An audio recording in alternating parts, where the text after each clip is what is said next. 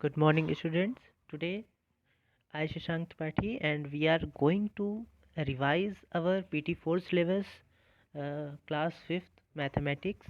That is our chapter number 14, data handling. Okay, so in this chapter, we will learn how to handle any data using graphs, bar graphs, pictographs, and many more. Okay, so first let us see what do we mean by data handling. Data handling means होता क्या है. तो read the definition that data handling is the way in which data can be represented graphically to give a clear idea of what it represent. Means हम एक उसको graphically represent करेंगे. वो graphically आपका बार ग्राफ भी हो सकता है, पिक्टोग्राफ भी हो सकता है, या टैली मार्क्स भी हो सकता है. तो उसको हम इसमें रिप्रेजेंट करेंगे सच डैट वो हमें क्लियर आइडिया दे कि हम क्या रिप्रेजेंट करना चाहते हैं. तो इनका यूज़ करके जब हम डाटा को हैंडल करते हैं तो that method is known as our data handling. Clear everyone? After this making bar graphs, so we can clearly, it is easier to interpret means we can get some conclusion. Means हमें अगर अगर हमने bar graph बना दिया है तो इससे हम क्लियरली कंक्लूजन कुछ दे सकते हैं, इंटरप्रेट कर सकते हैं कि जैसे this is smaller than this, है ना, हमने एक कंक्लूजन मिल गया. तो इनको एक बार अगर हम रिप्रेजेंट कर देते हैं तो we can easily interpret and organise data using pictorial representation. हम उनको ईजिली ऑर्गेनाइज भी कर सकते हैं और उन पर कुछ इंटरप्रिटेशन भी कर सकते हैं, यानी कि कुछ हम कंक्लूजन भी निकाल सकते हैं. Okay, clear everyone? Okay, now so let us see one by one how can we represent the data. First we will learn about bar graph. bar graph क्या होता है बेटा? It is the way of representing data visually, है ना. इसको visualisation के according हम बनाते हैं. Means we have to visualise it. Okay, bars are of uniform width. इसमें ये जो बार्स बने हुए हैं आपके रेक्टेंगुलर शेप के, ये जो बार्स बने हैं, इनकी विद यानी कि इनकी जो चौड़ाई है, they should be same. All the bars should have same with, uniform with होनी चाहिए. And can be drawn horizontally और वर्टिकली. इनको हम ऐसे वर्टिकली भी बना सकते हैं या ऐसे हॉरिजेंटली भी बना सकते हैं. Means we can also draw the graph like this. Okay, तो आप इनको ऐसे वर्टिकली भी हॉरिजेंटली भी बना सकते हैं या वर्टिकली भी. Okay, now with equal spacing between them. ये बहुत इंपॉर्टेंट कंडीशन है कि जो भी हम बार ग्राफ बनाते हैं, ठीक है, let us consider I have made this graph. Okay, so there should be equal spacing between them. Means this space should be equal, that I have mentioned with green colour. Okay, ये जो space है इन दोनों के बीच में, these two bars के बीच में, ये space equal होना चाहिए. ये बार ग्राफ के कुछ कंडीशन होते हैं. पहली कंडीशन क्या है कि इनकी विथ यानी कि इनकी जो चौड़ाई है वो बराबर होनी चाहिए. एंड सेकंड, इनके बीच में जो स्पेस है वो भी इक्वल होना चाहिए. Okay, so the length of each bar represent the given number of frequency. और जो इस बार की लेंथ होगी वो हमें क्या देता है? इसकी फ्रीक्वेंसी देता है. ये जो इसकी लेंथ है मीन्स इसकी हाइट जो है, ये हमें क्या दिखाता है? फ्रीक्वेंसी. जैसे अगर हम बोल दें this is marks of math, तो ये क्या है? कितने बच्चों ने कितने मार्क्स, ये मान लीजिए यहाँ लिखा है 5, तो it means 5 students have got this marks in mathematics. Okay, so this represents the frequency of the data. Clear everyone? So this representation by using bars is known as our bar graph. Now there are some important parts of bar graph. Means bar graph किन किन चीज़ों की help से बनता है? तो first is our y axis, second is our x axis, third is our bars and four is our scale. इन सभी के बारे में जानेंगे हम. एक्स एक्सिस, वाई एक्सिस, ये तो सभी को क्लियर होगा कि इस पे हम कुछ, उसमें जो भी हमें डाटा दिया होगा उसमें कोई दो चीज़ें दी होंगी. For example I am taking like here I am taking air and here I am taking number of cars. Okay, let us consider. तो इन 2002, है ना, in 2002 there are 5 cars, in 2003 there are 6 cars.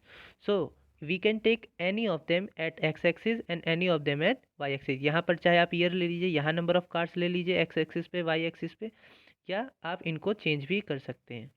Okay, then second important third important thing is bars. Bars में हमें क्या ध्यान रखना है, ये इन्हीं की हेल्प से हम इसको रिप्रेजेंट करते हैं। तो हमें ये ध्यान रखना है इनके जो ये है इनकी चौड़ाई इक्वल होनी चाहिए, मीन्स इक्वल विड्थ की होनी चाहिए, और साथ ही साथ इनके बीच में जो गैप है वो भी हमारा क्या होना चाहिए, इक्वल होना चाहिए। यानी ये जो इनके बीच में गैप है they also should be equal. ठीक है, फोर्थ जो इसमें इंपॉर्टेंट थिंग है वो है हमारी स्केल। स्केल मीन्स हमें ये भी उनको रिप्रेजेंट करके बताना पड़ेगा कि ये जो गैप है ये किसके बराबर है। जैसे 2 यूनिट के बराबर है कि 4 यूनिट के बराबर है ना। जैसे अगर हमने लिया है कि नंबर ऑफ कार्ड्स, तो ये जो गैप है ये अगर मैं बताना चाह रहा हूँ ये कितना है, तो अगर यहाँ लिखा है हमने 8, तो हमें ये बताना पड़ेगा 8 6 4 2 देन 0। यानी कि एक जो गैप है, एक जो स्केल है वो किसके बराबर है, 2 यूनिट के बराबर है। ओके, तो हमें ये चार चीज़ें जो इसकी मेन पार्ट होती हैं बार ग्राफ की, ये ध्यान रखनी है। X axis, Y axis, bars and scale. Okay, इन चार की हेल्प से ही हमारा क्या बनता है, बार ग्राफ बनता है। Okay, now in bar graph के देखिए सभी पार्ट्स को एक्सप्लेन किया गया है। जैसे वाई एक्सिस क्या होता है, the line on graph that runs vertically. यानी ग्राफ में ये जो वर्टिकली लाइन होता है, ये वाली लाइन, इसको क्या बोलते हैं हम, वाई एक्सिस। थ्रू जीरो, यहाँ पे पॉइंट क्या होता है, जीरो होता है, इसी के अलॉन्ग वर्टिकली जाता है। It is used as reference line so you can measure from it. ये भी हमारी एक रेफरेंस लाइन होती है, एक्स एक्सिस भी हमारी एक रेफरेंस लाइन होती है। देखिए एक एक्सिस के बारे में क्या बोला है, the line on the graph that runs horizontally. ठीक है, ये हमारा 0 0 पॉइंट हो गया। जो वर्टिकली जाती है उसको बोलते हैं हम वाई एक्सिस, और जो हॉरिजेंटली जो आती है उसको क्या बोलते हैं, X axis. Clear this one. What are bars, they can be horizontal और वर्टिकल। ये अभी आपको बताया था, इनको हम हॉरिजेंटली भी ऐसे ऐसे बना सकते हैं और वर्टिकली भी ऐसे ऐसे हम बना सकते हैं। Clear. Bars of a bar graph are used to show how large each value is. यानी कि उसकी क्या बताती है, फ्रीक्वेंसी बताती है कि कोई भी वैल्यू कितनी बड़ी है ना। Clear everyone. Okay, now scale क्या होता है, a scale on a graph is what we use to measure the distance between the given coordinates. यानी कि हम अगर हम यहाँ ले रहे हैं zero, sorry zero it is here, then here 2, here 4, here 6, so the gap between them is known as the scale। तो इनके बीच में कितना गैप है, 2 यूनिट का है, तो we will write scale on Y axis is 2 unit. ठीक है, तो हमें स्केल, कोई भी ग्राफ हम बनाते हैं उसमें हमें स्केल करना, स्केल मेंशन करना बहुत ज़रूरी होता है। ठीक है, suppose we are making a graph. Okay, so here I have taken 0, here 1 2 3 4 5, okay, and let us consider here 2002. okay, I am writing only 02 03 04 05, okay, these are years।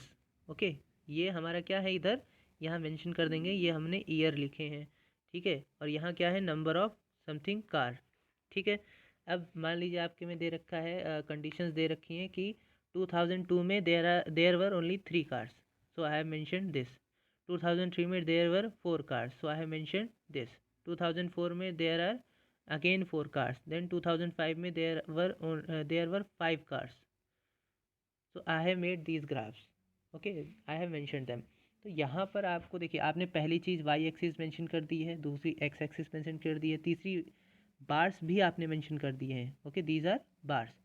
What is the missing, अभी क्या बचा है हमारा, हमें ये भी scale में भी बताना है कि वाई एक्सिस पे देखिए हमने डाटा रखा है, तो वाई एक्सिस पे एक स्केल बराबर कितना है, देख लिए हम क्लियरली देख रहे हैं 1 1 यूनिट का ही गैप है, तो इज इक्वल टू आपको यहाँ लिखना है क्या, 1 यूनिट। यानी कि ये स्केल भी आपको उस ग्राफ में मेंशन करना है। Clear everyone.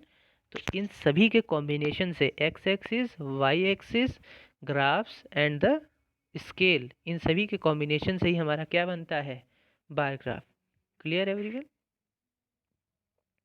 Okay, now see the next, pictographs. Pictographs बेटा क्या होता है? Picto itself means the picture with the help of picture, यानी कि किसी भी डाटा का रिप्रेजेंटेशन अगर हम पिक्चर्स की हेल्प से कर रहे हैं तो उसको हम क्या बोलते हैं? Pictographs. So the representation of an information through pictures, okay, is called a pictograph. Pictograph are relatively size और repetition of the same icon, यानी कि हम कोई भी सेम आइकन को रिपीट करते हैं, कोई भी पिक्चर को बार बार रिपीट करके बताते हैं कि इसमें कितना डाटा है। और ये मोस्टली मैंने आपको बताया था किस में यूज किया जाता है, जब हमें थोड़े लार्ज नंबर ऑफ डाटा दे रखे हों। जैसे अगर हमें देखिए बेसबॉल है, इसमें दिखा रहा है कि एक बॉल बराबर 10 स्टूडेंट्स हैं। तो अब बेसबॉल में कितनी बॉल बनी है? 1 2 3 4 एंड 5, 5 बॉल्स बनी है। अगर एक बॉल 10 स्टूडेंट्स के बराबर है तो 5 बॉल कितने के बराबर होगी? 5 10 जा 50 students. That that means baseball कितने बच्चे खेलते हैं? 15 स्टूडेंट्स। Okay, clear. इसी तरह मान लीजिए आपको फुटबॉल कितने बच्चे खेलते हैं? तो three balls are there, 1 ball is equal to 10 student, तो 10 20 and 30, it means 30 student plays football. Similarly there are 6 balls in soccer, तो 1 ball is equal to 10 student, तो 6 ball is equal to yes 60 students, यानी कि 60 students बच्चे क्या खेलते हैं? Soccer खेलते हैं। सिमिलरली हॉकी, हॉकी की अगर बात करें, हॉकी में ओनली 2 स्टूडेंट्स, तो 1 ball is equal to 10, then 2 ball is equal to 20 students.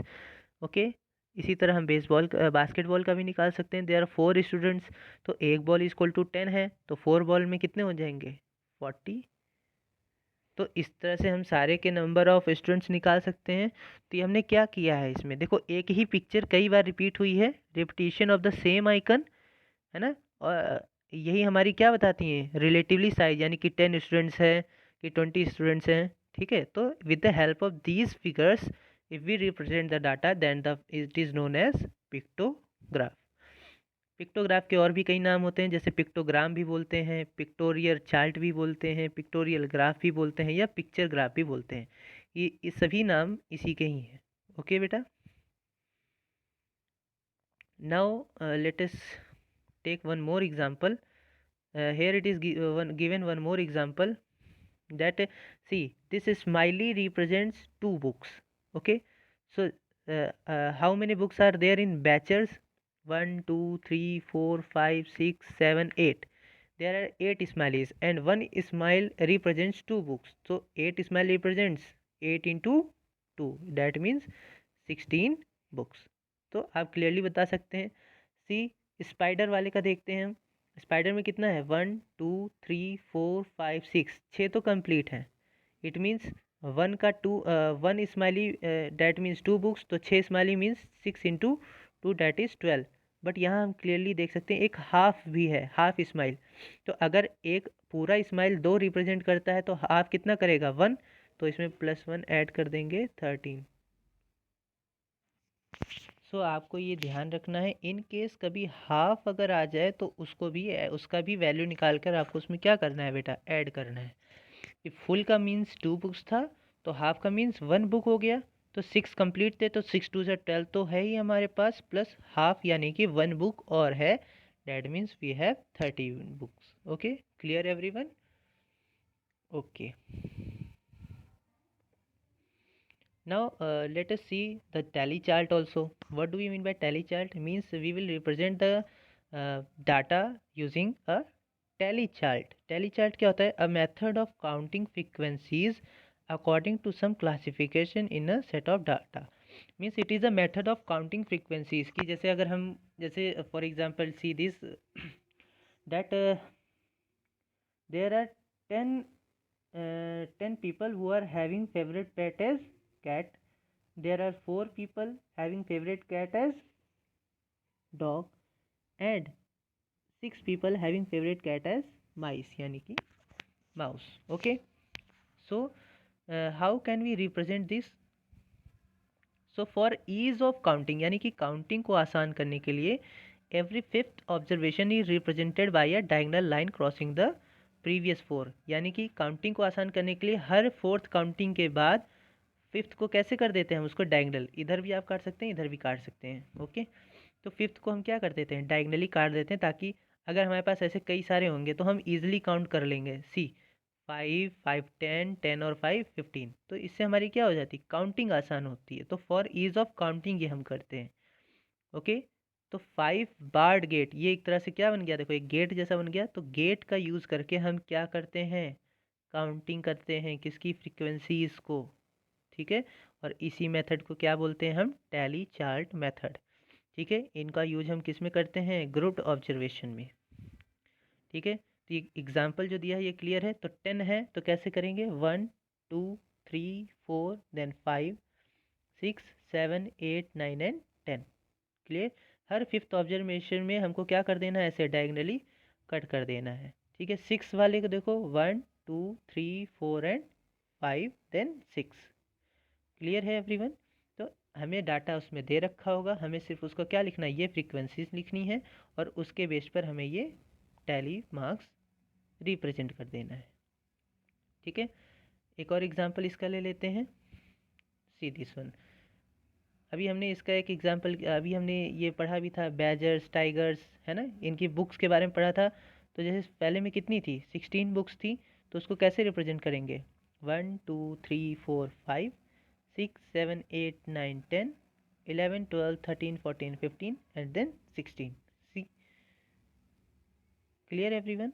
तो हमें सिर्फ ये ध्यान रखना है कि हर फिफ्थ 4 लाइन बनाने के बाद हर फिफ्थ ऑब्जर्वेशन पे हमें क्या कर देना है, एक डायगोनल कट कर देना है।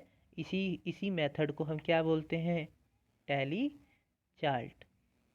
ठीक है, मेथड को क्या बोलते हैं हम, tally chart. Okay, clear everyone. Now pictogram में हमें क्या ध्यान रखना है, उस पर कुछ क्वेश्चंस देखे कैसे हैं। जैसे there is a question, here it is written कि दे रखा है क्या हमें, कि picture is equal to 10 people, यानी कि यहाँ जितने भी पिक्चर बने हैं उसका मतलब है 10 लोग, 10 पीपल। मीन्स कार में कितना बना है, 1 2 3 4, 4.5 बना है, तो 4 का 10 यानी कि 40, एंड 10 का हाफ यानी कि 5, तो टोटल कितने हो गए, 45। अब हमसे क्वेश्चन में क्या पूछा है, how many children walk to school. तो वॉक में कितने हैं, देखिए 1 2 3 4 5 6 तो पूरे हैं, और एक आधा है, तो 6 का पूरा यानी कि 6 इंटू 10 यानी कि 60, और आधा यानी कि 10 का आधा कितना होता है, 5, तो 60 + 5 आंसर कितना आ गया हमारा, 65। तो आपको पिक्टोग्राम से रिलेटेड ऐसे ही क्वेश्चन पूछेंगे। आपको मेन उसमें क्या ध्यान रखना है कि आपको क्या कह रही है, कि एक पिक्चर का मतलब क्या होता है, वन पिक्चर क्या रिप्रेजेंट कर रहा है। तो आपको यहाँ देखिए क्लियरली दे रखा है कि वन पिक्चर मीन्स 10 पीपल। तो आपको यहाँ देखना है कंप्लीट पिक्चर कितनी है, तो हर एक को 10 वैल्यू देनी है। इफ़ हाफ है तो इसका भी आपको हाफ कर देना है। Clear everyone. तो इसी पर बेस्ड आपको क्वेश्चंस मिलेंगे। ठीक है, देखिए one more example is given S, की एक डाटा आपको दे रखा है। ठीक है, ये डाटा किस चीज़ का है, साइज ऑफ शूज़ का इन क्लास 6। ठीक है, 6 क्लास में जो बच्चे हैं उनके जो शूज़ का साइज है ये डाटा उसमें दे रखा है।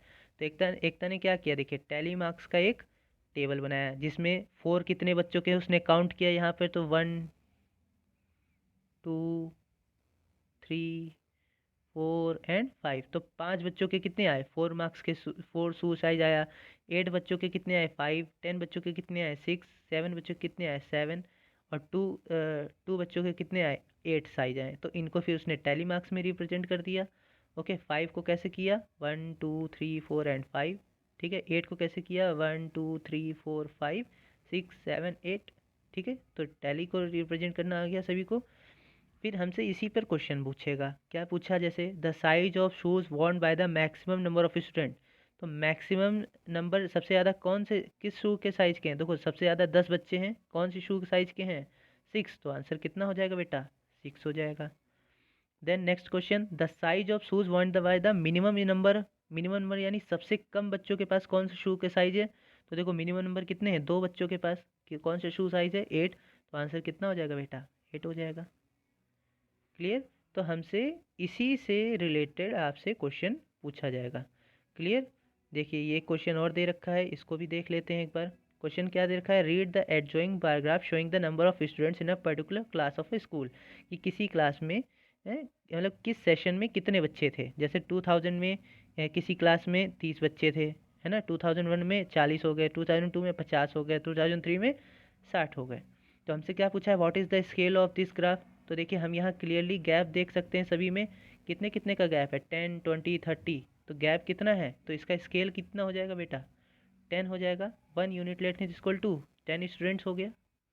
ठीक है, स्केल उसी को बोलते हैं जो उनके बीच में गैप होता है। तो इसमें 10 का गैप है, इसलिए 10 इसका क्या हो जाएगा, आंसर हो जाएगा। Similarly how many new students are added every year, हर साल कितने बच्चे ऐड हो रहे हैं, क्लियरली देखो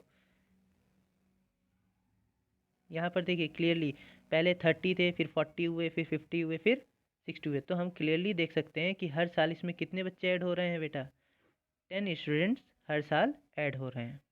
ठीक है, देखिए ये है हमारा 30, ये है हमारा 40, ये 50 है, ये 60 है ना। हर साल कितने स्टूडेंट्स ऐड हो रहे हैं, 10 students. Now is the number of students in the year 2003 twice the student in 2000। क्या 2003 में जितने बच्चे हैं 2000 में जितने बच्चे थे उनके डबल हैं। तो 2000 में कितने बच्चे थे बेटा, 30। 2003 में कितने हैं बेटा, 60। तो क्या ये जस्ट इसका डबल है, यस। तो आंसर क्या हो जाएगा बेटा, yes it is just double. Clear. तो आपको क्या होगा, ऐसे ग्राफ दे के उस पर बेस्ड आपसे क्वेश्चन पूछ लेगा।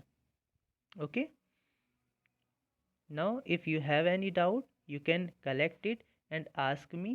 Thank you for watching the video and revise your PT4 syllabus very well and good marks in the exam.